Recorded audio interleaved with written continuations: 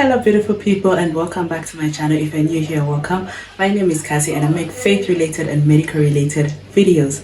I am currently a neonatology fellow and I am going to be making a video today talking about my school journey. It's kind of like a career update, but I'm specifically focused on what's happening with my school.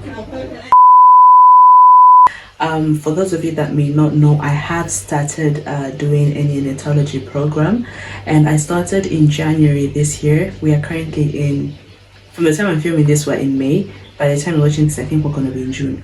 But yeah, neonatology program, and yeah, let's talk about how that's going.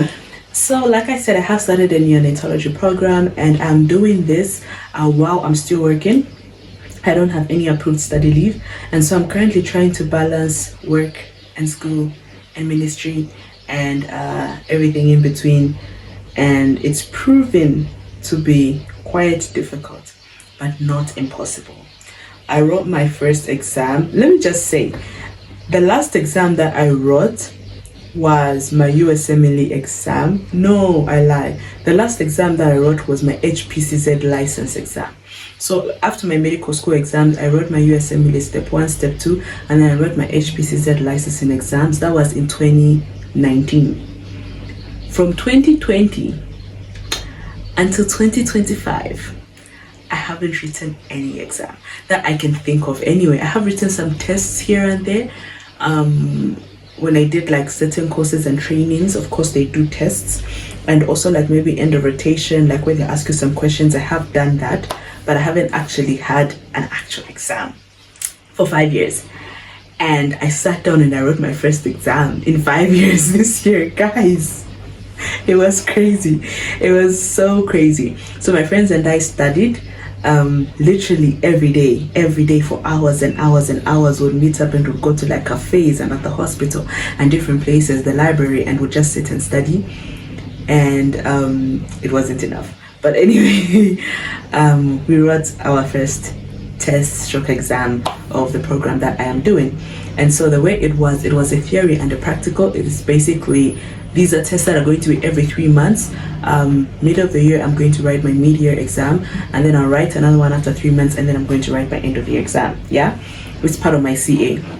And so this test that we did, there was a practical and a theory. So the theory was on Wednesday, the 30th of April, if I'm not mistaken, because I remember 1st of May was a holiday. So the theory was on Wednesday, the 30th of April, and it was 50 MCQs. You choose the best answer, 50 MCQs and 5 long questions. And when I tell you guys that that exam was hard, it was one of the hardest exams I've ever written in my life.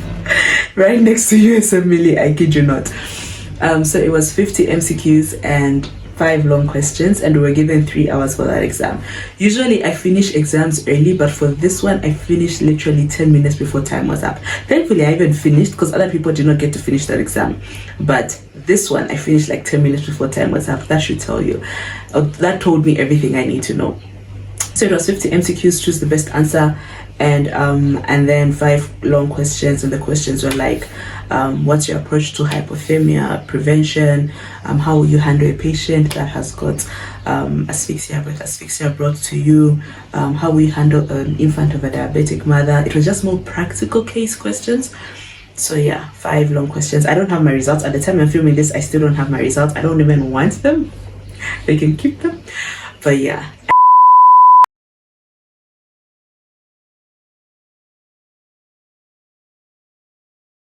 And then on Friday, the 2nd of May, was the practical, and the practical was a viva. And so we were given patients, stationed at the patient. You cook the patient, take a history, and then you make a diagnosis, you make a plan, and then we go and we sit in a line outside the office and record in one by one with a panel of 3 doctors, and then you have to present your patient and present your diagnosis, your plan, and then you get asked questions based on that. I remember my patient had neonatal jaundice. My patient had sepsis and jaundice, and they went down the jaundice pathway, and I was so prepared for the sepsis pathway, but they went down the jaundice pathway, and it was crazy. And yeah, and then after that, done. And it was the first exam I had written in so long, you guys, and I kid you not, it was difficult. Also because I'm still, okay, I can't even say I'm still getting back into the study routine because, I mean, come on, it's been months, but I am getting the rhythm of things. But I kid you not, you guys, I'm after that exam, I walked out and I sat in the call room and I said to myself, do I even want to continue with school? I kid you not.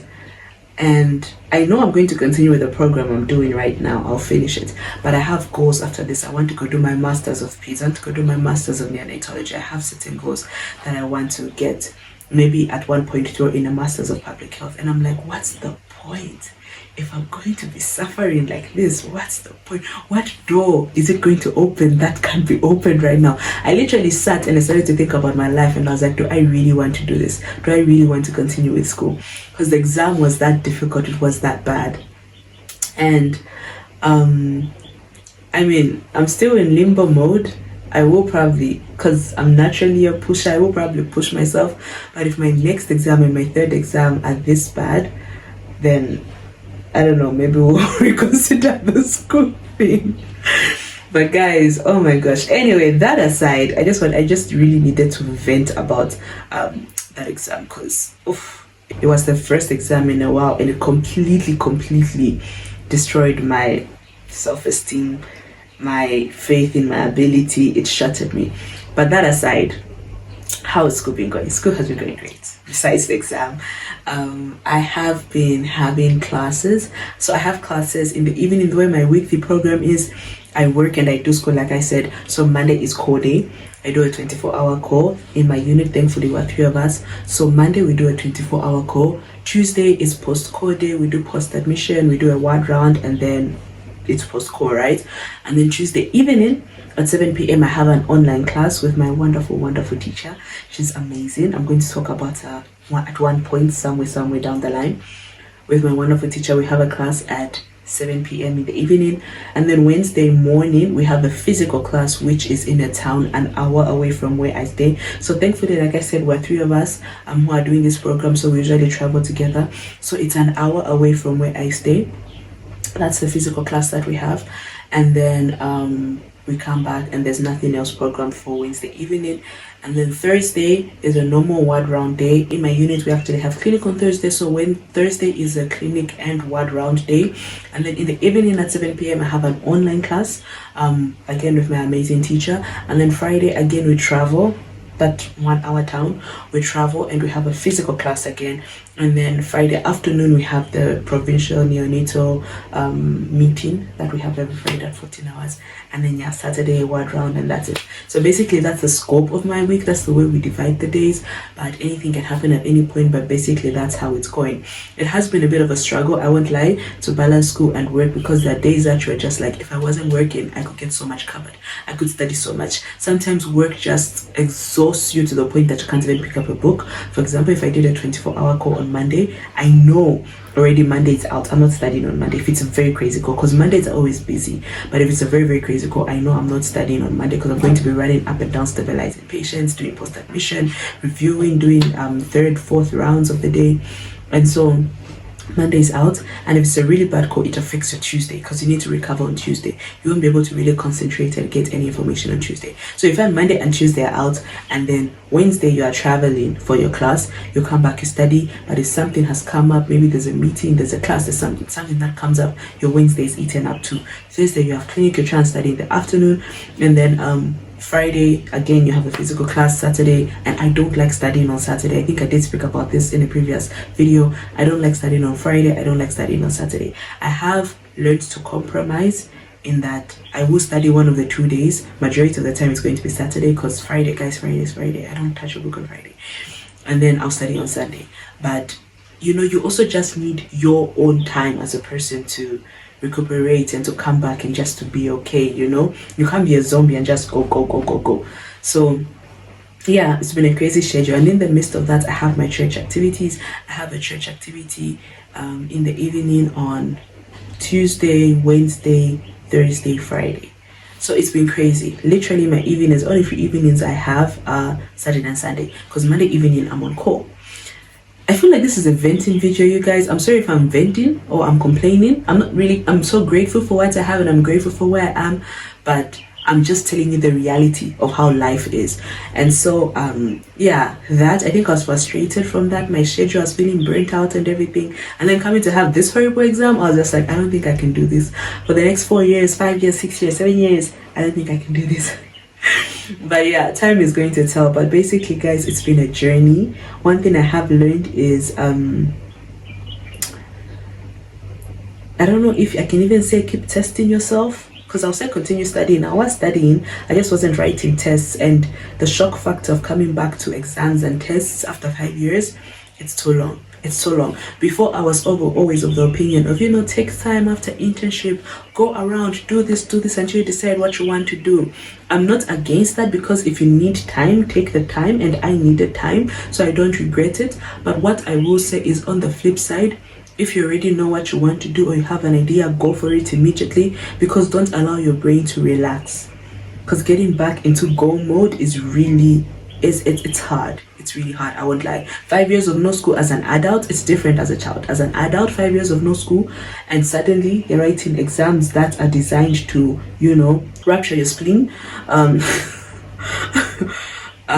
It's a lot. It's really a lot. And I think my recommendation now, based off my experience, is if you can, start as soon as possible.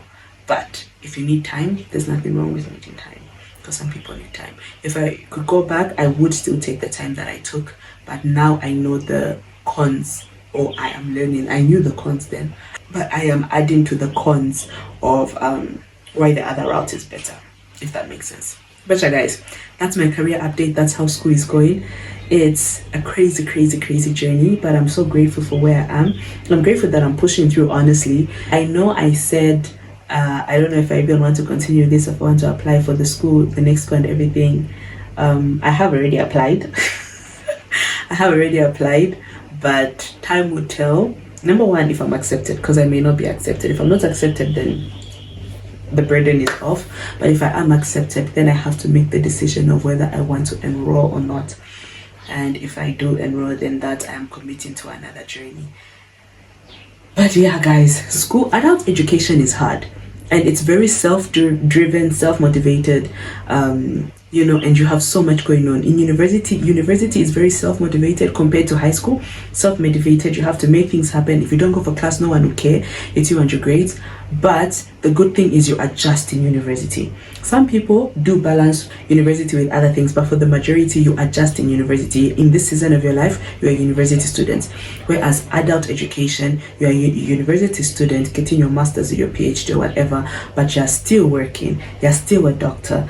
You're still having things outside of the hospital. You're still running a ministry. You're still running a business. Like, there's so much going on around you besides just this education. For others, you're married, you're a wife, you're a mother, and so it's crazy. And for people that are doing this and they have children, honestly, you guys are boss, because it's crazy. But yeah, guys, that to say, I will keep updating you guys. I will probably make another career update video before the end of the year. So I'll make one like maybe shortly before I have to go do my away rotations. I have to do rotations away from the hospital that I am, either shortly after my away rotations or shortly before my away rotations, and then I'll make you guys another one at the end of the year to talk about whether we passed.